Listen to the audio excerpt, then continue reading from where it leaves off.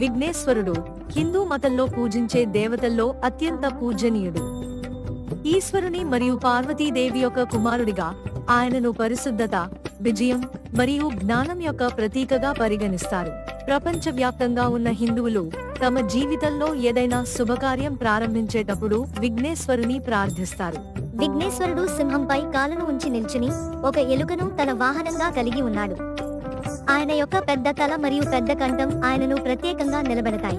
ఆయన 4 చేతులతో దర్శనమిచ్చి వాటిలో ఒక చేతిలో లడ్డు మరియు మరో చేతిలో తామర పువ్వుతో ఆశీర్వదించడానికి ఉపయోగిస్తాడు. తెలుగు రాష్ట్రాలలో విఘ్నేశ్వరుని పూజ ప్రత్యేకంగా వినాయక చవితి సందర్భంగా జరుపుకుంటారు. ఆ రోజున వేద మంత్రాలతో పాటు ప్రత్యేక నైవేద్యాలు సమర్పిస్తారు. ప్రజలు సుఖ సంతోషాలతో వేడుకలు చేసుకుంటారు. ఈ పండుగ కుటుంబం మొత్తం ఏకమై ఆనందంగా గడుపుతుంది. నవరాత్రులు పూజల తరువాత విఘ్నేశ్వరుడిని నీటిలో నిమజ్జనం చేస్తారు.